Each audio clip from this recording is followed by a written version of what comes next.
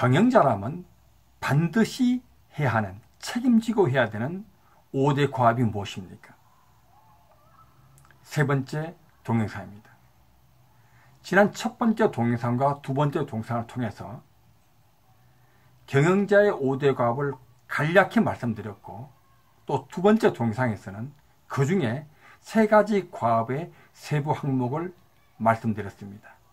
이제 나머지 네 번째, 다섯 번째 과업의 세부 항목에 대해서 좀 다시 꼼꼼히 설명을 드리도록 하겠습니다. 이번에도 PPT로 설명을 드린 것이 더 유익할 것 같아서 PPT로 설명을 드리도록 하겠습니다. 경영자라면 누구나 책임을 지고 반드시 해야만 하는 경영자의 5대 과업 세 번째 동영상입니다. 지난 시간에 경영자 5대 과업을 계속 두 번에 걸쳐 말씀드렸습니다.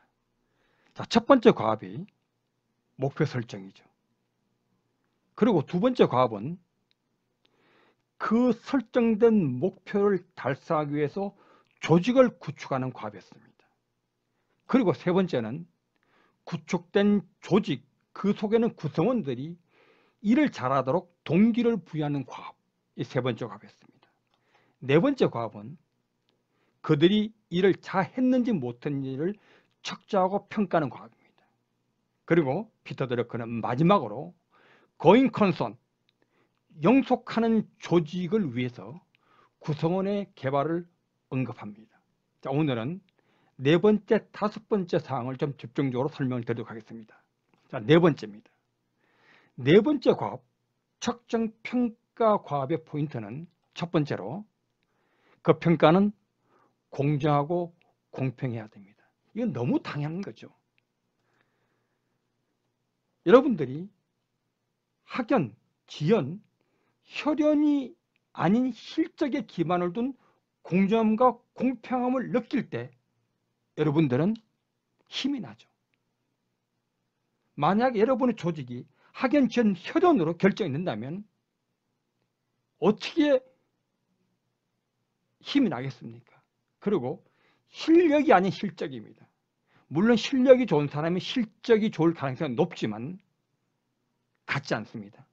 실적에 기반을 둔 공평함, 공정함, 이건 좀 언제 기회 나면 따로 좀 설명을 드리도록 하겠습니다. 두 번째 포인트는 구성원들이 납득할 수 있는 객관적인 측정 평가 기준이 요구된다는 것입니다.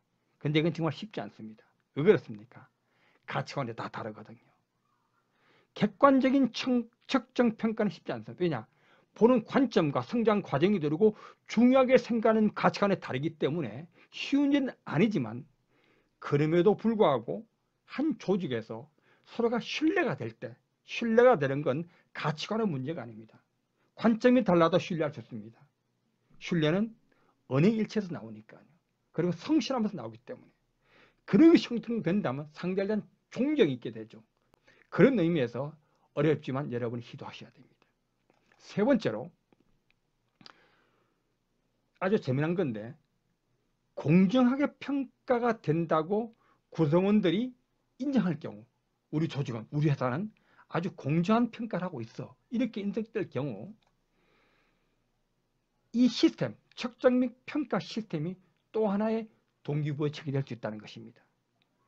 더 많은 금요를 두고 승진이 되지 않더라도 이 측정과 평가 시스템이 공정하다고 느껴지면 이것이 본인에게 기회가 된다고 생각하기 때문에 더욱 그렇습니다.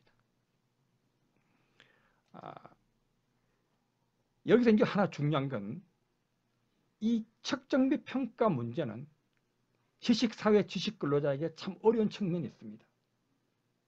그렇죠? 육체근로자는 오히려 쉽습니다. 보통 양으로 측정하기 때문에. 하지만 진로평가는 지식근로자는 좀 어려운 측면이 있죠. 하지만 어차피 지식사회에서 우리가 이런 모델을 만들어 가야 되고, 만들 수만 있다면 강력한 경쟁력이 된다는 말씀을 드립니다. 자, 마지막 다섯 번째 과업, 구성원 개발의 포인트는 첫 번째로 조직의 구성원 개발. 지금 이 얘기를 하고 있죠. 이것이 조직원의 구성원 개발로 끝나는 게 아닙니다. 그것은 그 조직의 미래를 준비하는 것이죠. 아까 말씀드렸지만 조직을 고잉 컨선이라고 지정하기도 합니다. 이 말의 뜻이 무엇입니까? 영속하는 거죠. 그 조직은 그 조직의 목적이 달성될 때까지 영속해야 되는 운명을 띠고 있는 것이 조직입니다. 이 사회 필요에 의해서 이 사회가 요구하면 존속해야 됩니다. 그래서 그 조직의 구성을 개발한다고 하는 것은 그 조직의 미래를 준비한다는 그런 마음을 가지고 여러분들이 구성원을 개발해야 됩니다. 돈을 들이시고 투자하셔야 됩니다. 그 다음에 아주 중요한 내용 중에 하나가 드러커는 구성원 개발에 경영자 자신을 반드시 포함해야 한다고 말합니다. 그래서 제가 이렇게 구성원 개발하고 썼지만 사실은 이렇게 표현합니다. 경영자 자신을 포함한 전 구성원이 개발되어야 된다. 많은 경자들이 본인은 공부 안 하려고 그래요. 그리고 부하 직원들만 자꾸 공부하라고 그러고 개발시킨다고 그렇게 말합니다.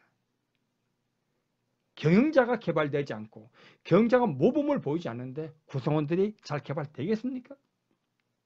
여러분들이 먼저 열심히 헌신적으로 공부할 필요가 있고 여러분이 개발되셔야 됩니다. 그걸 드러커는 강조하는 것입니다. 그리고 아주 중요한 얘기를 마지막으로 합니다. 우리는 보통 자기 개발한다고 할 때 어디 뭐 CEO 과정이라든가 어느 교육기관에 간다든가 학원을 간다든가 뭐 테이프를 듣고 라디오 뭐 이 비디오를 보고 뭔가 다른 곳에 가서 개발하는 걸 연상합니다. 그런데 현대 경영학의 아버지 피터 드러커는 1차적으로 자기 개발은 업무를 수행하는 가운데 되어야 된다고 말합니다. 가장 효과적인 자기 개발 방법은 업무를 통해서 자기 개발하는 것이라고 이야기합니다. 아주 중요한 얘기입니다. 너무너무 중요한 얘기입니다. 가장 효과적인 자기 개발 방법은 그 과업을 수행하는 과정에서 자기 업무를 수행하는 과정에서 가능하다고 얘기하고 그렇게 되어야 된다고 얘기하는 것입니다. 이 주제도 너무 중요한 주제이기 때문에 제가 따로 별도 동영상으로 제작하려고 합니다. 정리합니다. 왜 경제의 과업을 명확하게 정해야 됩니까? 그것이 경영자의 성과와 업적을 결정하기 때문입니다. 경영자가 조직의 가장 중요한 자원이기 때문입니다. 그렇죠. 가장 중요한 자원이 경영자입니다. 그래서 가장 많은 비용을 들이고 있고 봉급을 주고 있는 거죠. 경영자 업적이 조직의 업적을 결정하기 때문입니다. 이 말은 다른 말로 하면 그것이 조직의 존망을, 기업의 존망을 결정하기 때문입니다. 여러분, 지금 저는 여러분과 함께 경영자의 핵심 되는 5대 과업을 말씀드렸습니다. 목표를 설정하고 조직을 구축하고 동기를 부여하고 적정하고 평가하고 그리고 그 가운데 업무 가운데 구성원을 개발하는 이야기를 말씀드렸습니다. 경영자 자신을 포함한 전체 구성원을 개발하는 문제 말씀드렸습니다. 여러분이 이 경제 5대 과업을 제대로 명확하게 인지하시고 그것을 여러분 업무에서 수행해 내신다면 반드시 여러분의 조직은 발전할 것입니다. 강력한 조직이 될 것이고 큰 업적과 성과를 얻는 그런 조직이 될 것이라고 저는 장담합니다. 저는 드러커맨의 경영TV 운영자 이동락이었습니다. 끝까지 들어주셔서 감사합니다.